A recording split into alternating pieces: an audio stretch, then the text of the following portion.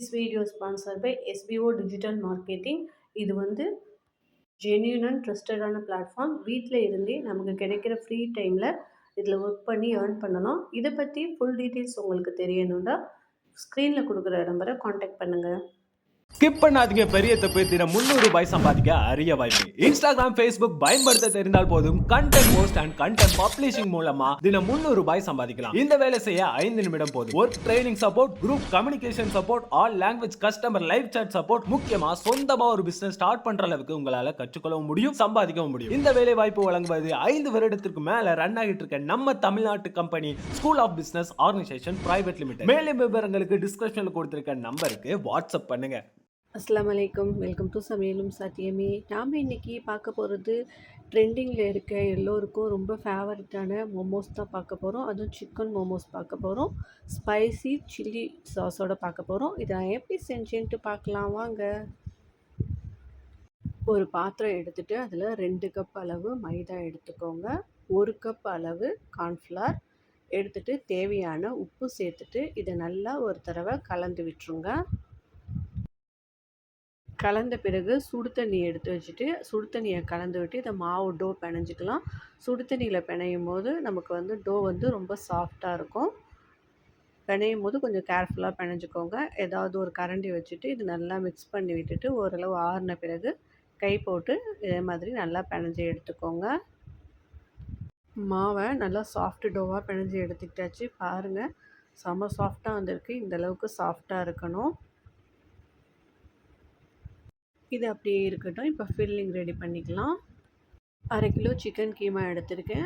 1/4 cup வெங்காயம், 1/4 cup carrot, 2 பச்சை மிளகாய் பொடிசாக கட் பண்ணி வச்சுருக்கேன். மல்லி புதினா ஒரு கைப்பிடி, 2 டேபிள் ஸ்பூன் அளவு பொடிசாக கட் பண்ண பூண்டு எடுத்திருக்கேன். ஒரு கடாய் வச்சு 2 டேபிள் ஸ்பூன் அளவு பட்டர் போட்டுருங்க. பட்டர் மெல்ட் ஆகட்டும். அந்த பட்டர்லேயே பொடிசாக கட் பண்ணி வச்சுருந்த பூண்டையும் போட்டு நல்லா மிக்ஸ் பண்ணி விட்டுருங்க. பூண்டு வந்து பட்டரில் வந்து ஃப்ரை ஆகும்போது நல்ல ஸ்மெல்லாக இருக்கும்.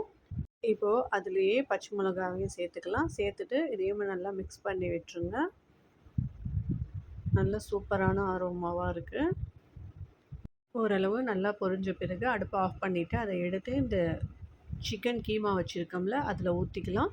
கட் பண்ணி வச்சுருக்க வெங்காயம், துருவி வச்சுருக்க கேரட், இதற்கு தேவையான உப்பு, 2 டீஸ்பூன் அளவு மிளகுத்தூள், 2 டேபிள் ஸ்பூன் அளவு சோயா சாஸ், பண்ணி வச்சுருக்க புதினா அதையுமே சேர்த்து நல்லா மிக்ஸ் பண்ணி விட்டுக்கோங்க. 1 டீஸ்பூன் அளவு இஞ்சி பூண்டு விழுதையுமே சேர்த்து இதை நல்லா மிக்ஸ் பண்ணி எடுத்துக்கோங்க. உப்பு வந்து நீங்கள் வாயில் வச்சு பார்த்துக்கோங்க, தேவையான அளவு போட்டுக்கோங்க. இப்போ வந்து நமக்கு ஃபில்லிங் ரெடி ஆகிடுச்சு. சில்லி ஸ்பைசி சாஸ் செய்கிறதுக்கு அடுப்பில் ஒரு கடாய் வச்சுட்டு 1 டேபிள் ஸ்பூன் அளவு எண்ணெய் விட்டுக்கோங்க. பொடியாக நறுக்குன பூண்டு 1 டீஸ்பூன் அளவு சேர்த்துட்டு இதை கொஞ்சம் நேரம் நல்லா வதக்கிக்கோங்க. இது நல்லா அந்த பூண்டு வந்து எண்ணெயில் பொரிஞ்சு வரட்டும். இப்போது ஒரு பவுல் எடுத்துக்கிறேன். பவுலில் தேவையான அளவு உப்பு சேர்த்துக்கலாம். 2 டேபிள் ஸ்பூன் அளவு சில்லி ஃப்ளாக்ஸ் சேர்த்துக்கிறேன். 1 டேபிள் ஸ்பூன் வெள்ளை எள்ளு, 2 table spoon soya sauce, 2 table spoon white vinegar, 2 table spoon tomato ketchup, 5 table spoon தண்ணீர் சேர்த்துக்கலாம்.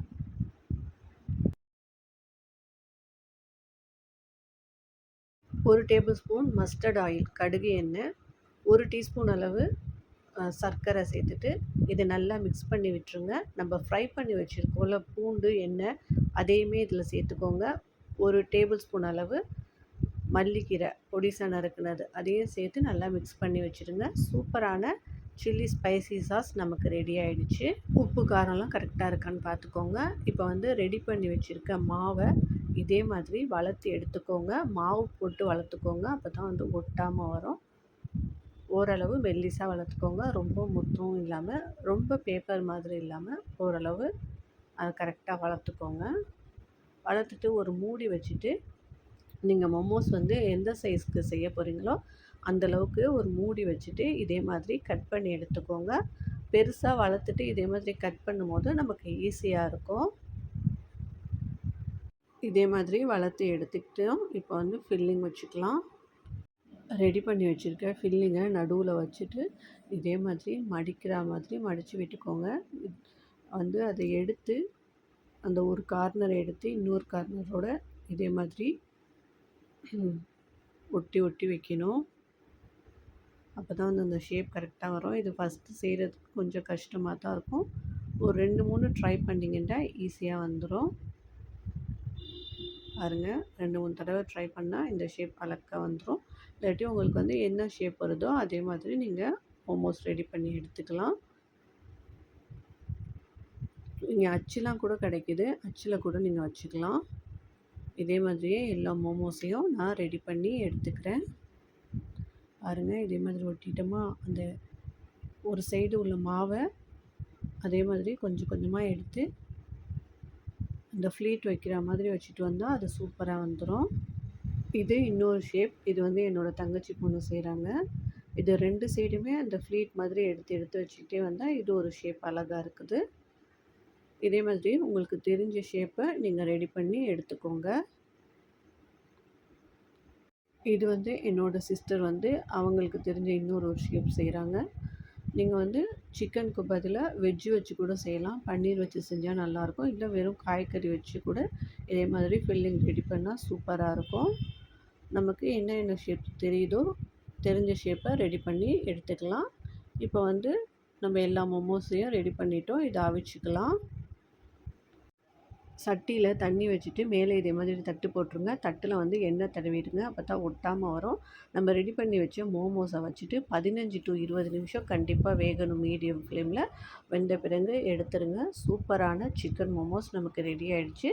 ஸ்பைசி சில்லி சாஸும் நம்ம ரெடி பண்ணி வச்சுருக்கோம். அதை வந்து டிப் பண்ணி சாப்பிடும்போது ரொம்பவுமே டேஸ்டியாக இருந்துச்சு. நம்ம மஸ்டர்ட் ஆயில் சேர்க்குறதுனால அது ஒரு டிஃப்ரெண்ட் டேஸ்ட்டாக இருந்துச்சு. மஸ்டர்ட் ஆயில் அந்த ஃப்ளேவர் பிடிக்காதவங்க நார்மல் ஆயில் சேர்த்துக்கோங்க. சூப்பரான chicken momos and spicy sauce ready ஆகிடுச்சு. இது வந்து என்னோடய சிஸ்டர் தான் ரெடி பண்ணாங்க இந்த ரெசிபி. சூப்பராக இருந்துச்சு. கண்டிப்பாக இந்த மெத்தடில் நீங்களும் ட்ரை பண்ணி பாருங்கள். ட்ரை பண்ணி பார்த்துட்டு உங்கள் கமெண்ட்ஸை எனக்கு சொல்லுங்கள். என்னுடைய சேனல் பிடிச்சிருந்தா சப்ஸ்கிரைப் பண்ணுங்கள், லைக் பண்ணுங்கள் அண்ட் ஷேர் பண்ணுங்கள். இன்ஷா அல்லாஹ் அடுத்த வீடியோவில் மீட் பண்ணலாம். அஸ்ஸலாமு அலைக்கும்.